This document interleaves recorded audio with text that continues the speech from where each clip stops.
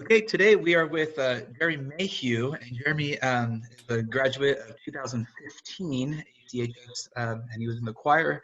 And we're going to learn a little bit more about what he's been up to since he's been away from ACHS. So, Jeremy, can you tell me where you're at these days and kind of what you're doing? So I've traveled a lot. Right now I'm back in American Canyon due to all the Corona stuff, but I'm a video director, I'm a stylist, I'm a producer and a writer, as well as like an artist too. So I kind of do all those different types of things. I've been doing that for the last like 4 or 5 years. I just started directing maybe 2 years ago, but music producing and writing and all that stuff I've been doing for the last 3 or 4 years. Awesome. That sounds busy. How did you get involved in what you're doing? Like, how did you get interested in doing what you do? And obviously, there's several aspects of what you do, and so maybe one came first, and maybe they all kind of built on the other, or was it something that you knew you wanted, like all those things you wanted to get involved with? I think I knew I wanted to be in the entertainment industry my whole life. Since I was like a really, really little kid, my parents, I did theater since I was like 2 or 3. So all my whole life I did that. I also did choir in high school, obviously. And then I had other types of like musical training. So I knew I wanted to do something with music, and I knew I wanted to do something with entertainment. And then I started kind of like going to college. So I started at community college and I was there, and I took a film class and I started to fall in love with film. And then at the same time as I was falling in love with film, I was also falling in love with like the music aspect of making beats and making the production. And then I discovered that like I could do all of it together. So it kind of like, okay, well, I didn't have someone to shoot to style my videos. So I was like, okay, I'll do it myself. Didn't have someone to direct my videos. I was like, okay, well, I guess I'll learn how to do it myself. And so it started like, it came as kind of like a necessity, but I didn't have the tools that I needed to kind of achieve things. So it was kind of like, well, I'll just teach myself how to do it. And learning that, I just kind of like, because I was able to do it, people recognized that I was able to do it, and they would ask me to do it for them. So I like started working with a bunch of different artists. And then, so more I write on like the writer side and do creative direction for a lot of like other artists. So I do all that stuff. And that kind of started because people were like, oh, who does all your stuff behind your scenes? And you're like, well, it's just me. So I just go over that. And that's kind of how I started with like the whole, like doing everything instead of just making music. Well, that's great. So talked a little bit about you were at community college for a little bit. Where are you at in your education? And then as far as like in your field, do you feel like is there more education you need to get, or is there more training or certifications and some of the things that you're involved with? Where are you at as far as education is concerned? And then how does that look like in your field and the things that you're involved with? So I have an AA in natural science and mathematics, which is kind of just like the regular AA, it's like everyone knows. For me, I kind of taught a lot of myself how to do this, like the music industry. I taught a lot of it myself. So I went to college and got my AA, and while I was doing that, I was kind of building my career along on this side and kind of learning all the things I needed. But there's so much information that I had to teach myself that if I had gone to school for, if I had known that I wanted to be in the entertainment industry and gone to school for it, I would have preferred to do it. It was just too expensive for me, and it wasn't like an option that I could financially afford. So I had to teach myself things. And there's so many things. There's like 5 types of copyright. There's like 5 types of, there's like, I mean, when it comes to recording, who owns what, who owns this, when it comes to like your meetings, there's just so many different types of things that going to school, I had to teach myself, and I'm still trying to teach myself, that I kind of wish I had gone to school for. And I still, if I could afford it, I would recommend it, because there's so many things. But on the side of like becoming an artist and just on the creative side, it's almost like, for me, you have to teach like this industry, like you have to do everything by yourself. Like there is no like, you can have all the information, all the tools, and it's nice to go to school for the networking aspect, getting to know the different people in the industry, getting to know all the different people that you could, all the different fields of the industry. But in terms of actually getting your career going, the only way to do that is to do that yourself. You have to go out, you have to create, you have to get your repertoire out, because people in this industry, it's more about what you've done and less of your education necessarily. So if you can fundamentally get those skills and then get the reputation and get the catalog to prove that you can do something, for them it's similar to like having a degree. Although there's things that I would recommend if in some areas that I go to school, but in other areas it's kind of like, for me, I didn't feel like I needed to do it, but I still am teaching myself, and I have to read every day. I have to wake up in the morning, and I'm constantly teaching myself. So it's reading books, and like it's not as fun. But it's still, I'm still in school in a way, but it's just not in a traditional format. Sure. I like that idea about there's an experiential factor, which is kind of the proof of what you know and what you're able to do instead of, well, I have this degree, but what have you done? And I like the fact that you're constantly working on and trying to learn by yourself, because that's how you have to do it. Even with a degree, you'd be short something as you go out there and try to make your way. A lot of students want to know, whenever I talk to um, other people, like, so what kind of student were you in high school? Were you someone who was super organized? Were you a procrastinator? Were you, where were you in high school um, before you kind of went out? And obviously, it sounds like you have a thirst for learning in your field. Where were you before all of that? Well, in high school, I was all over the place. I'm a very like, I would get my work done and I got decent grades. Like I didn't have bad grades necessarily, but I was kind of all over the place because I'm very like scatterbrained. So like it was very difficult for me to do school in a traditional format just because my brain doesn't really work like that. So sitting down to do like homework, like if I can have really good memory, have really good retention, I can do all those things. But like I don't, it's just hard for me to kind of like sit down and be like, okay, I have to do this amount of homework, this right there. Like, it's just hard for me to like in a linear path. My brain doesn't work that well for it. And I also like I have like dyslexia. So school is always challenging for me. But I have the greatest mom in the whole world. And so with that, like we've always been able to like, my parents have always helped me get the tools that I needed to succeed academically. So I did well in school, but I would say that like a lot of it's because of my parents. A lot of it's because they took that extra time to really help me like figure out how to do school with like my disability and get it Wow, together. what a great answer. Thanks for that. Great. Um, so there's obviously many aspects to what you're involved with. So maybe, maybe you pick one or two or something like that. So the next question, what do you do in your field, and what does a work day or an event that you might do look like? And maybe choose, one or two of the things you've been talking about, because I think I'm sure there's so many details to everything that you have to do. We could be talking all day, but maybe choose one or two of the ideas that maybe are the most fun for you. What does a typical, shoot look like, or what does a prep for something look like in what you do? So I'd probably say the two things that are my favorite thing to do is probably like the video process, which is so I'll go from like I'll make a song and then the process of doing a video. So that's from like starting like maybe like a month or two before you actually shoot, you're gonna do a treatment for your video. And then after your treatment, you like will draft up a budget for your treatment. Then after you draft up your budget for your treatment, you're gonna contact all your people. So all putting that together is probably one of my favorite things. So then a day on like a shoot, you're probably gonna wake up pretty early. If I'm direct, like sometimes I'll direct and be in the shoot. So then those days are like a lot more hectic because you have to wake up extra early, organize your shoot, you go over your shot list. So you print out your shot list, you go to make sure you have all your styling equipment. And then each shot, you have to make sure that you have a shot list. So like a shot list is kind of like a piece of paper that you print out the day before your shoot. It tells you everything that you're supposed to shoot throughout that day.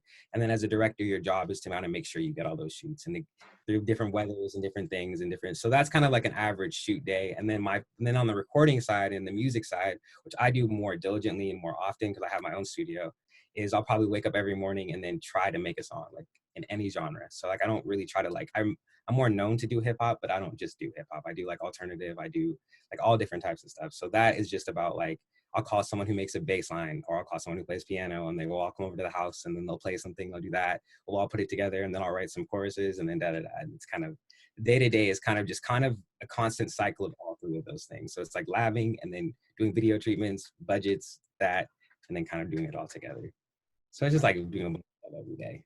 But it sounds like, especially on video things, you're up early and you're probably doing a lot of stuff late to edit and make decisions and things like that. It's a constant process, right?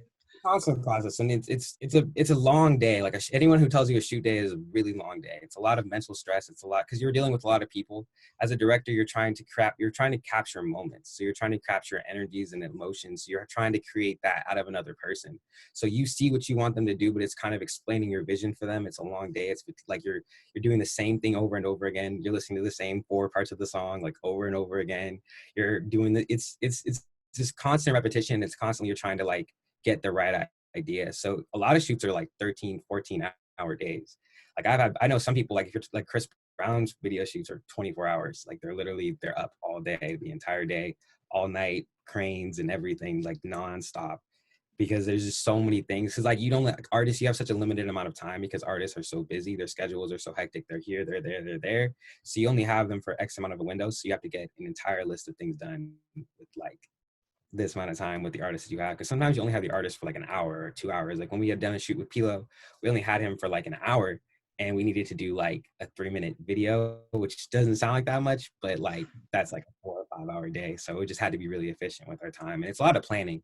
I think that's where I struggle, but that's where I have to like push myself. So that's where an area where I like, you know what, I'm gonna have to stay up maybe a week before and do my planning and do it a little bit by little bit, because I recognize it through years of like I'm a procrastinator, and through the way I did school, I have to do things slowly because the night before I can't do it, like you or the day of you can't, like, just take your time with it. Oh, cool. You probably answered a little bit of this next part, but maybe you can maybe go beyond the actual like nuts and bolts of it and maybe think more broader. But what's the best part of your work? What's the thing that you love to do the most? And again, maybe it not be an activity that you're doing, but maybe it's like a broader sense of what you do. I think my favorite thing that I like about it is creating something. I think one of my biggest things that it's probably because I went to ACHS and subconsciously it's been driven into me, but leaving something that's like a lasting legacy, leaving something that's in the world forever, something that my kids can look back at, something that my brothers can look back at, my cousins, like the whole family, something that they're able to see that I gave to like the world.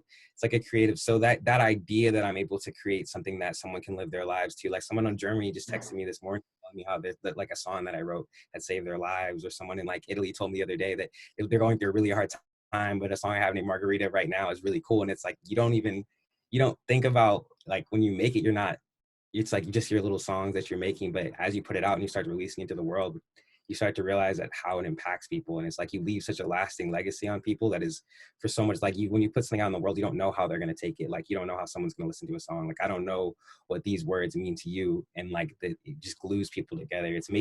I made friends all over the world that I've never met before. I've been able to like see things I've never been able to see. I've been able to impact people's lives and leave like moments and memories and like stamps on time for people with just things that have come out of my brain, which I think is really cool. So I think it's like being able to leave something that like impacts someone's lives and gives them like a space and like a comfort that they can go to. It's kind of my. I love that answer. What a great answer. So what's the next step for you in your career? Like in 5 years, where are we going to see you? In 10 years, what do you want to have accomplished? What's next for you? Well, we're doing so many things are going on. I'm in the middle of a documentary right now, so that should be almost done. And like, so I'm working on directing that. So I have a lot of different films. I'm working on an app right now. So we're releasing a whole special music sharing app. So like, it'll be for like independent artists that are like trying to like create a special place for them. So working on an app.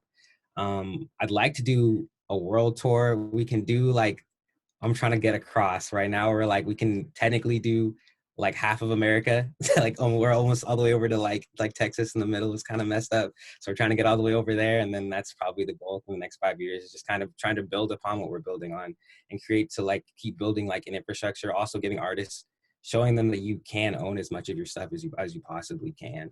Like there's so many things that you can own. There's so many different possibilities. There's so many different ways that you can make money in the music industry.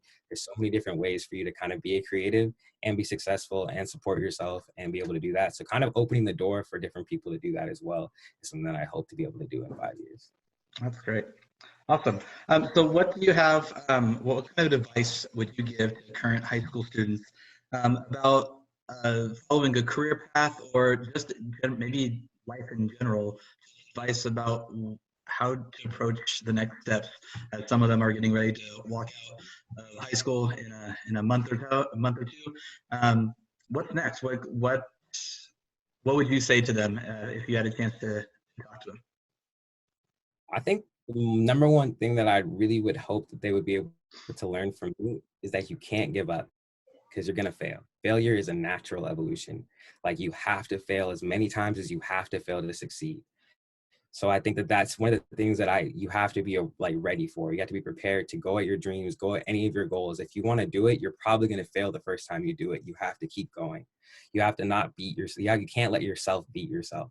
Like the only person that can stop you from doing anything is just you. So you have to keep being okay with failure. There's nothing wrong with failing. You're not less of a person if you fail. You just have to keep going. If it takes you a little bit longer to fail a class and you have to retake it, it doesn't mean you have to throw away your whole school career. If it takes you a little bit longer to get that job that you wanted, don't give up on that. Don't fall back on something else. Just keep staying at something, because you have to try. You have to try and not give up, because you're gonna fail. Failure is just so normal and so natural that it's important for you to learn how to fail.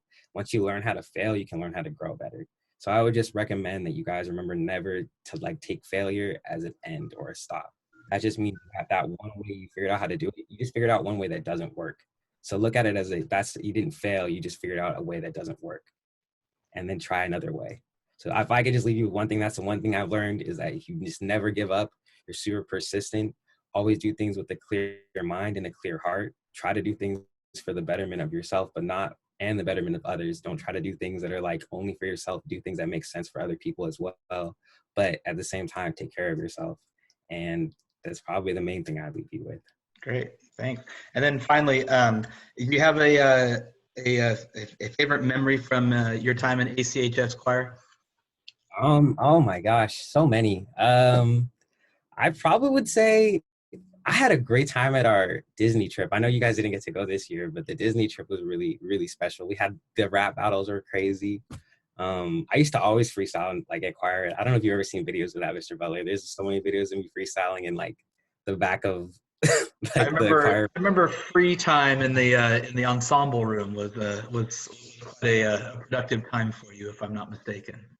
Yes, yes. There's videos of those everywhere. Yeah, that was probably my favorite memory. That's great.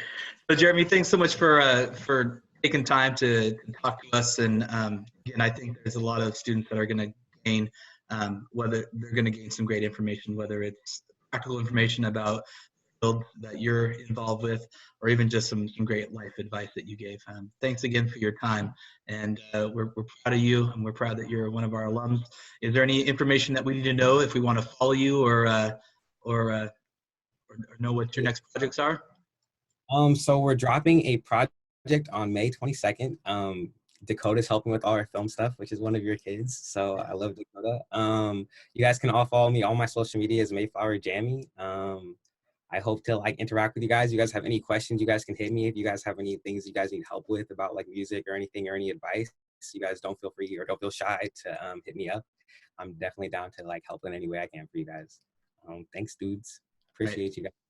Thanks, Jeremy.